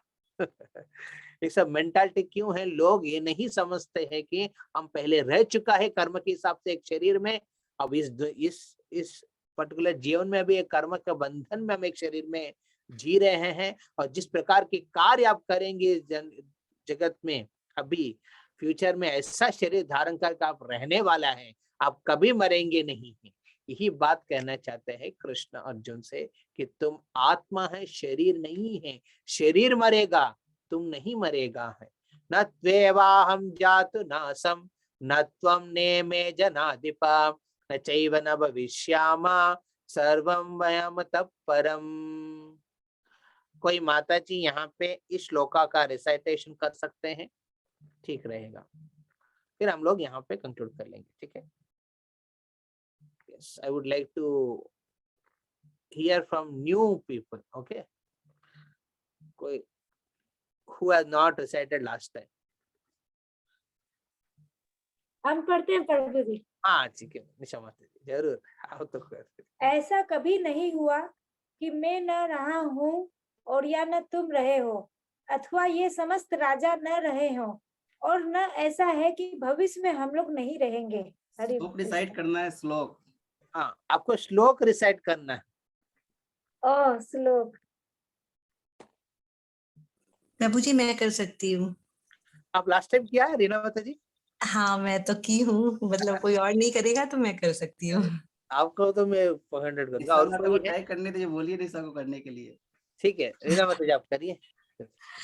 न त्वेवाहं जातु नासं न त्वं नेमे जनाधिपा न चैव न भविष्यामः सर्वे वयम अतः परम। तो हम रिक्वेस्ट करते हैं सब भक्तों को 3 बार इसको रिसाइट करिए जोर से। जितना जोर से आप उच्चारण करेंगे, वो जो एक्चुअली वर्ड्स ना, इसके लिए टंग बहुत ट्विस्ट होना चाहिए। इसलिए कहते हैं भक्त को नॉनवेज छोड़ना चाहिए, है ना। क्यों? क्योंकि नॉनवेज छोड़ने से आपकी टंग बहुत लूज होता है। उससे कोई भी श्लोक रिसाइट कर सकते हैं। आप में कोई विष्णु सहस्त्र नाम रिसाइट करते हैं? एक बार ट्राई करिए, पूरा जीव पैरालाइज हो जाएगा। तो इसलिए ये श्लोका जितना जोर से रिसाइट करेंगे उतना वो ठीक है। एक साथ, न त्वेवाहं जातु नासं न त्वं नेमे जनाधिपा न चैव न भविष्यामः सर्वे वयमतः परम। न त्वेवाहं जातु नासं न त्वं नेमे जनाधिपा न चैव न न चैव न भविष्यामः भविष्यामः सर्वे सर्वे वयमतः वयमतः परम् परम् न त्वेवाहं जातु नासं नासं न त्वं न नेमे त्वं जनाधिपः जनाधिपः न चैव न न भविष्यामः भविष्यामः सर्वे वयमतः मतः परम् परम् हरे कृष्णा हरे कृष्णा कृष्ण कृष्णा कृष्णा कृष्ण हरे हरे कृष्ण हरे हरे राम हरे हरे राम हरे राम राम राम राम हरे हरे राम राम हरे हरे राम राम हरे हरे जगत गुरु श्री प्रभुपाद की गौर भक्त जय वृंद की निताई गौर प्रेमानंदे हरे हरे हरि हरि बोल हरे हरि हरि कृष्ण। बोल। सो हम फिर नेक्स्ट संडे को मिलेंगे, मोस्टली ऑनलाइन और ऑफलाइन देख लेते, ऑनलाइन कर लेते, देखते हैं कैसे होगा। ऑफलाइन भी कर सकते हैं प्रभु जी स्टार्ट नेक्स्ट वीक से, अगर सब भक्त लोग एग्रीड हो तो हम लोग बात कर लेंगे। या वो मैं भी आशा करता, देखते हैं। विभा माता जी कुछ कहना चाहती है। हम बोलते हैं कि जाने दीजिए, अभी देखें 31 के बाद ये क्या गवर्नमेंट का एक्सटेंशन आता है। आज हम सुना कोई नया वायरस आ गया ना, क्या पता नहीं, मेरे को ठीक पता नहीं है। तो आज अपने देखते हैं कि एक्सटेंशन कैसा आता है, उसके हिसाब से एक बार डिसाइड कर लेंगे। वैसे प्लान 90% यही है कि नेक्स्ट वीक से ऑफलाइन करना है। ठीक 90% अपना यही प्लान है, संडे भी और सैटरडे भी। ठीक। क्योंकि उसमें आप वैष्णव संघ में और भी जो कार्य होता है वो कर सकते हैं। ऑनलाइन में सिर्फ श्रवण और कीर्तन हो रहे हैं, और वहां पे तो हम बहुत कुछ और भी कर सकते हैं। हाँ। बिना प्रसाद की क्लास करने में मजा नहीं आता ना प्रभु जी, लास्ट में प्रसाद चाहिए ना। प्रसाद, फिर मैनेजमेंट, और जो लोग डिवोटी बकेट लेके आना, उधर से प्रसाद, फिर लोग वेट कर रहे सेवा हैं, करने का मौका मिलता है। टेंशन से घर से निकल के आते हैं, फिर टेंशन से वापस जाना चाहते हैं।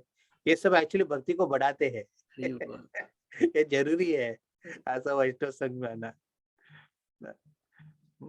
ठीक है, हरे कृष्णा। प्रभु जी कैसा रहा आपका घर का ट्रिप वगैरह इधर, सब अच्छा रहा? अच्छा था, कुछ कुछ दायित्व था वो सब करके हरे कृष्णा। ओके, हरे कृष्ण प्रणाम। तो फिर आज का सेशन यही विराम देते हैं। हरे कृष्ण प्रभु हरे जी, कृष्ण हरे कृष्ण प्रभु जी, दंडवत हरे प्रणाम। कृष्ण प्रभु जी, हरे दंडवत कृष्ण प्रणाम। प्रभु जी, दंडवत प्रणाम। दंडवत प्रणाम। से भक्तों बहुत बहुत धन्यवाद। फिर जैसा आपका क्लास अपने बताते हैं, तभी आज का सेशन यही विराम करता हूँ।